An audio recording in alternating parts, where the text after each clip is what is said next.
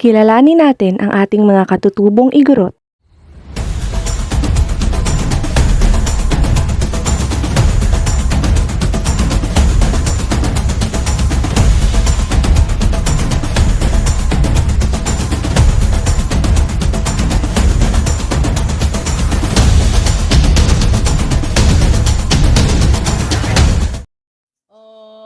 Ang tradisyonal na kasuotan ng mga Ifugao ay kilalang-kilala sa kanilang makukulay na mga damit at mga aksesorya na gawa sa mga lokal na materyales na matatagpuan sa rehiyon ng Cordillera.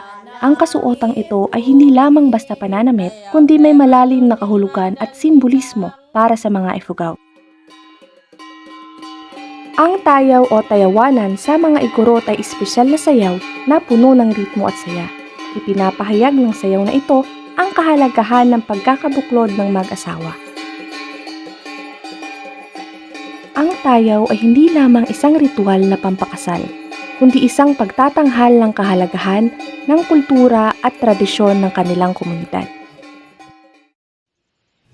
Sa pang-araw-araw naman, ang mga igorot ay kadalasang kumukuha ng mga gulay mula lamang sa kanilang taniman sa paligid ng kanilang tirahan.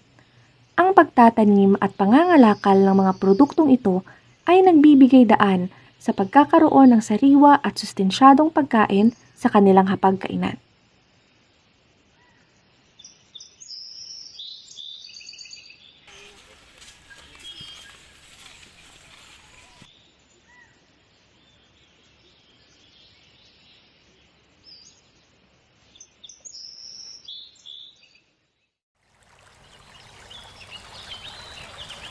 Ang ilog ay isa sa pinangkukunan nila ng tubig sa pang-araw-araw na pamumuhay. Dito din sila naglalaba at naghuhugas ng kanilang katawan.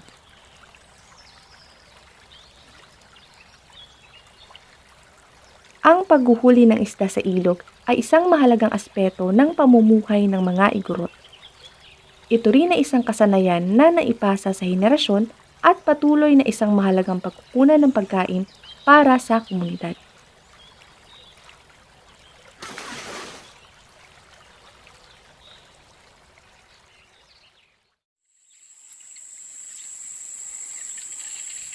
Ang mga igorot o mga Ifugao ay mayroon lamang simpleng pamumuhay tulad ng pagtatanim at pag-aani. Ngunit sila ay mas kilala sa pagsasaka na hindi naman maipagkakaila dahil na rin sa pinakatanyag na Banawe Rice Terraces. Mangan, keso! Ang mga katutubong pamayanan gaya ng Ifugao ay may hitik na pamanang hindi nasasalat. Kaya bilang Pilipino, igalang natin ang kanilang mga paniniwala at tradisyon.